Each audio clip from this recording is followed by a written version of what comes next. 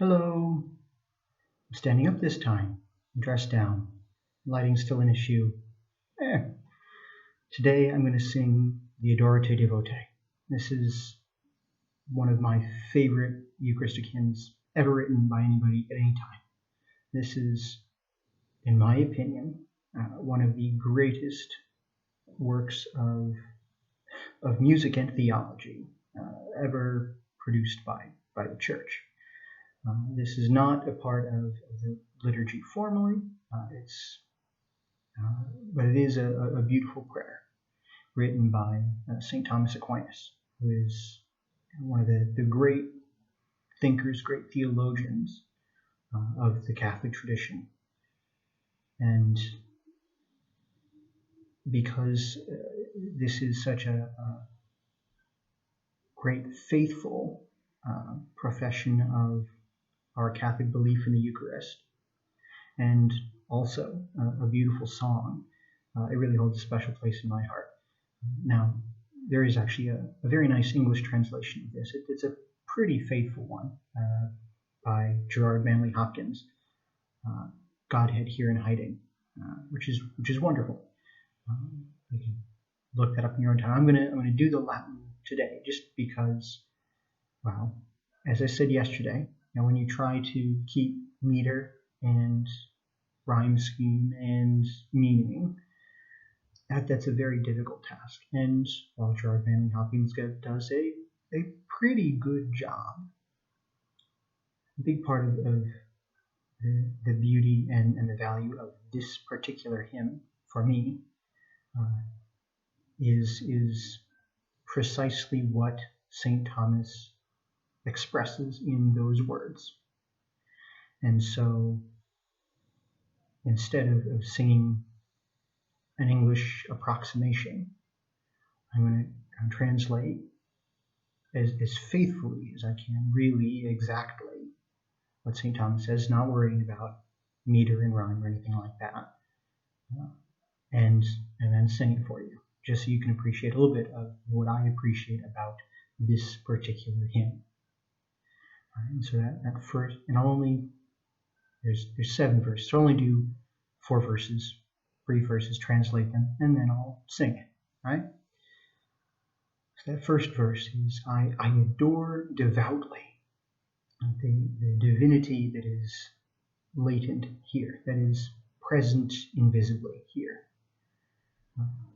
who under this figure of bread truly is present invisibly. To you, my heart subjects, gives over everything. The one who is contemplating this mystery, who's contemplating this presence, this divinity, will find everything else is a disappointment. Nothing else satisfies upon encountering this divinity. That second verse, he goes on to say, right, that seeing, touching, tasting, in those, right, those fail in recognizing you. It's only hearing that I can believe that Christ is present here. I believe that which the Son of God said. He makes reference to that Last Supper, right? This is my body, this is my blood. He goes on to say, right, because truth himself only says that which is true. He goes on then to say in that third verse, right, on the cross, their divinity, the only God, was hidden. And here it rests. That and that same humanity. And because of this, right, I both believe and confide and trust in that divinity and that humanity. And I petition, I beg him that same God, that Jesus Christ, in the same way that the repentant thief begged him while he was hanging on the cross, begged for that mercy, begged for that love. Unlike Thomas, unlike that Apostle Thomas, or rather, just like that Apostle Thomas, I cannot see those wounds of Christ. Right? When Thomas denies, he has not yet seen the wounds and has not yet believed. Like him, I cannot see those wounds present. But unlike Thomas, seeing this sign, this figure, knowing your presence, nevertheless, I do confess the God who is here.